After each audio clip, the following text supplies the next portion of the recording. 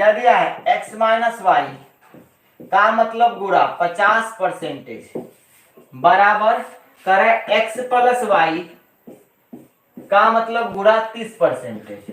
Percentage percentage cut जाएगा, 0 से 0 cut जाएगा, खत्म बात।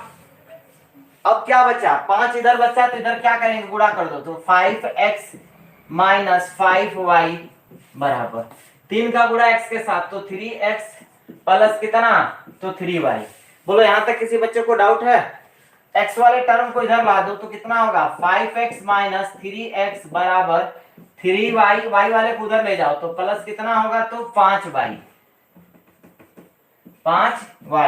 अब तो इसे घटाएंगे बाबू तो यह बचेगा 2x बराबर 8y।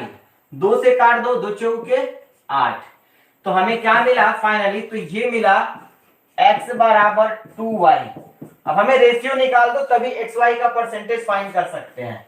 सोचो x बटा में y बराबर 2 बटा में 1 लिख सकते हैं, x का मान 2 हो गया, y का मान कितना हो गया, 1 हो गया।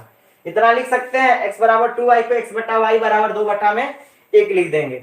अब मुझे बताओ प्रश्न में क्या कहा है कि y है ना x का कितना परसेंट है, तो y का मान कितना दिया है, एक दिया है ना, y का मान पूछ रहा है, y x का कितना परसेंट, तो y का वैल्यू लिख देना है 1।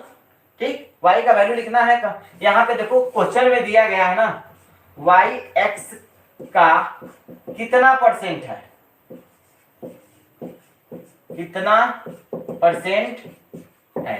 तो आप बताओ y का मान कितना दिया है बाबू, तो y का वैल्यू तो 1 दिया है, कह रहा है कि y जो है ना x का कितना परसेंट है, किसका, y का मान x का कितना परसेंट, x से तुलना कर रहा है, जिसका मान पूछ रहा है वो डाटा ऊपर लिखेंगे।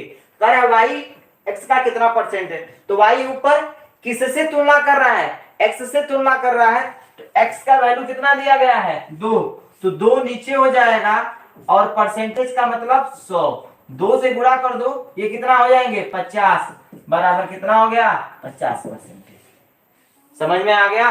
उसे घटाएं तो 4 आएगा ना, तो यहाँ पे 2 कहां से आएगा, यहाँ पे तो 4 होगा, इसका मतलब 2 भी नहीं होगा, यहाँ पे कितना होगा, तो 4 होगा, 4। इसका मतलब कि 1/2 नहीं, 1 कितना होगा, तो 4 होगा। तो ये कितने बार में कटेगा, 25 बार में। इसका मतलब 25% आपका आंसर होगा। नोट कर लीजिए, सुधार लीजिए बाबू, मिस्टेक हो गया था थोड़ा सा।